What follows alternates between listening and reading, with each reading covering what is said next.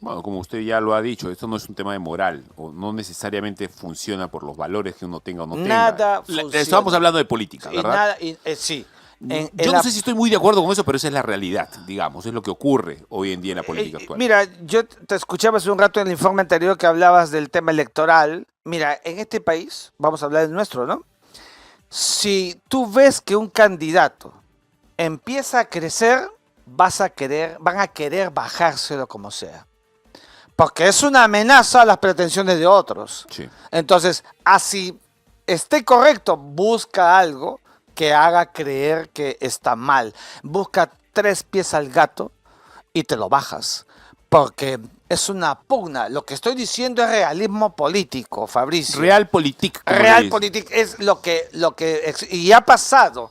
Y para que eso no suceda, entonces hay que estar muy bien preparado, porque lo que tiene que respetarse siempre es la voluntas gentium, eso que heredamos de la Revolución Francesa, la voluntad de la gente, que es el soberano. Ya se acabó el soberano monarca, hoy es el soberano pueblo y eso tiene que respetarse. Y eso hay que decirlo a los candidatos, esos candidatos pequeños que pueden empezar a crecer, ¿ah?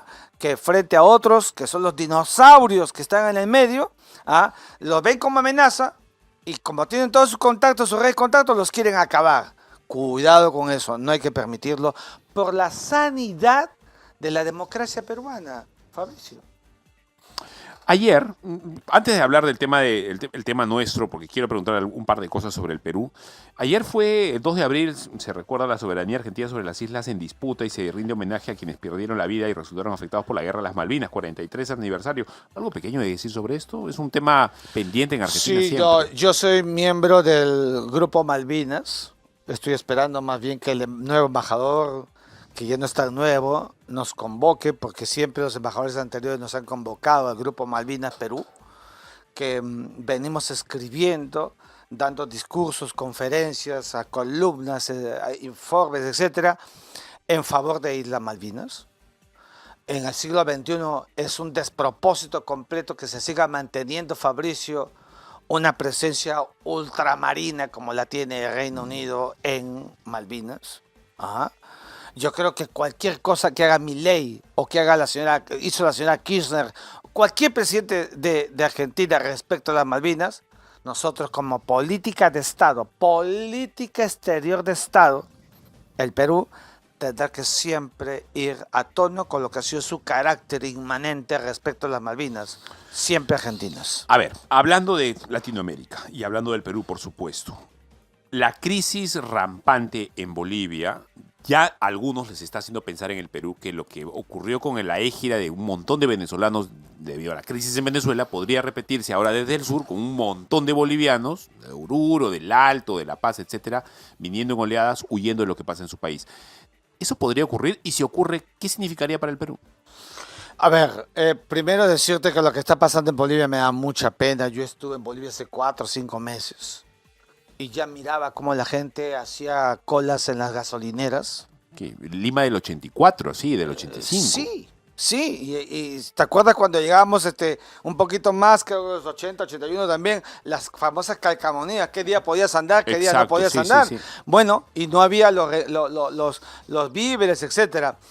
Esto lo único que ha confirmado Fabricio es cómo la demagogia se impone en el manejo, en la conducción de un país. Bolivia ha sido una ficción económica todo el tiempo.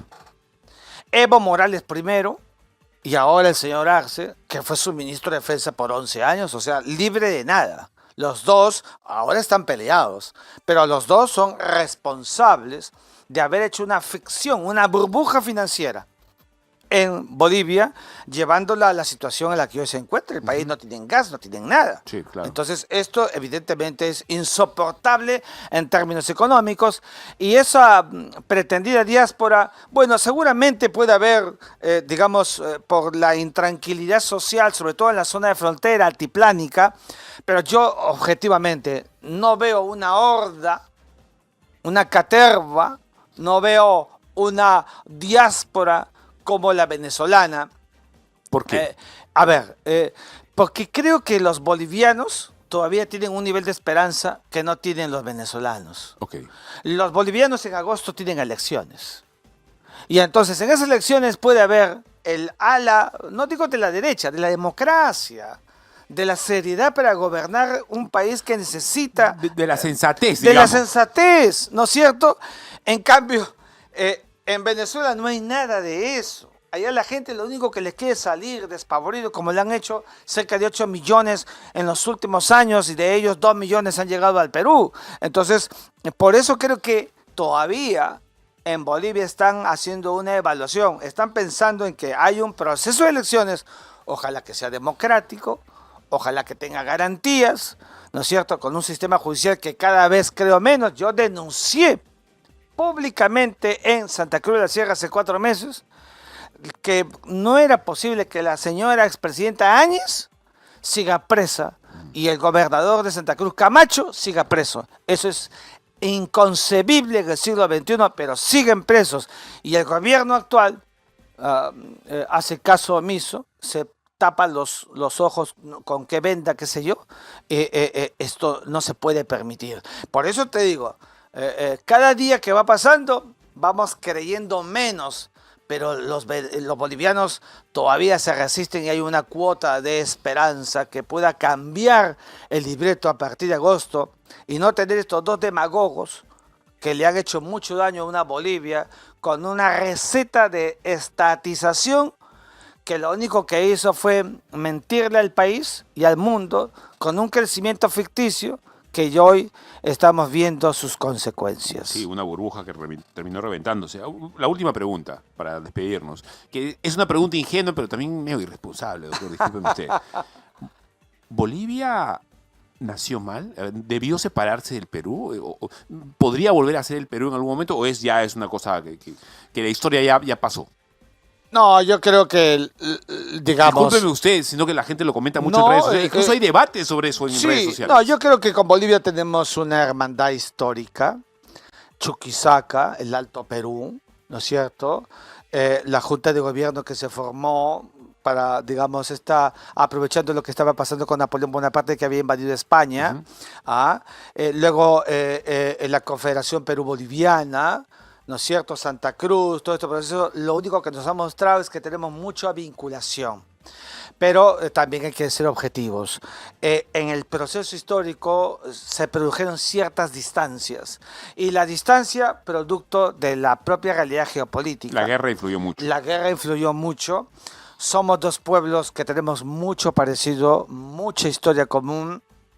Pero, digamos, no hay que caer en esta visión utópica de que se vaya a fusionar políticamente el Perú debería ser más estados. grande con Bolivia incluida. Yo creo que debería el Perú tener lo que ha sido mi tesis siempre, la patria andina, con Bolivia, con Chile que vuelva a la comunidad andina, con Argentina que se incorpore a la comunidad andina, con Ecuador, con Colombia y en su momento Venezuela. Esa fue mi tesis de la patria andina que se la dije a los parlamentarios andinos que están hoy en sus escaños en Bogotá, y que se la dije al presidente Castillo en su momento, pero que no entendieron, digamos, porque si no se hubiera continuado geopolíticamente, la patria andina, que es la verdadera unidad económica, ancestral y cultural de nuestros países para mirarnos mejor como bloque ante el mundo entero. Eso es lo que deberíamos tener en las vinculaciones recíprocas entre nuestros países y entre ellos Perú y Bolivia. Doctor, pero Bolivia también es otro país. O sea, hay un país que es el Bolivia que todos tienen, pero hay otro país que es el de Santa Cruz, el que mira más a Brasil, ¿verdad? El que mira más al Chaco, digamos. Sí, ¿Cómo entendernos con eso? Bueno, justamente de ahí estuve en Santa Cruz, que es la gente es distinta por un tema pues geográfico, ¿no es cierto? Entonces, pero digamos, yo le diría a los bolivianos que tienen que trabajar más esa unidad nacional, que como los demás países de la región tienen ciertos niveles de fractura, el nuestro es un país fracturado. Lo digo siempre en mi discurso. Sí, claro. Nos falta a nosotros esa verdadera unidad de nuestro mestizaje. Cuando nos hicimos república, lo que debió ser la mayor fortaleza peruana en su bicentenario es nuestra calidad racial del mestizaje. Y no lo es. Y como no lo es, somos un país fracturado, que todo el mundo está choleando todo el tiempo, porque hemos crecido con complejos, sin un horizonte claro, y no hemos hecho lo que la educación, con una verdadera revolución educativa, se puede resarcir para que sea el mestizaje y acabarán las fracturas. No es una utopía, no es una entelequia. Te estoy diciendo lo que dice Basadre. Te estoy diciendo El Perú lo que es dice uno y Julio es mestizo. Cochler. Pero el Perú es un país extraordinariamente mestizo. Y nuestro mestizaje debería ser nuestro baluarte, nuestra bandera como país. Pero no lo es. Tenemos que decirlo lamentablemente. Doctor, muchas gracias. Le voy a volver a invitar, ¿le parece, para hablar más de cómo poder entender al Perú, incluso desde el tema histórico que también conoce usted? Con el mayor gusto. Muchas gracias, Fabricio. Muchas gracias, doctor. Ha estado el doctor Miguel Rodríguez Mackey, ex ministro de Relaciones Exteriores.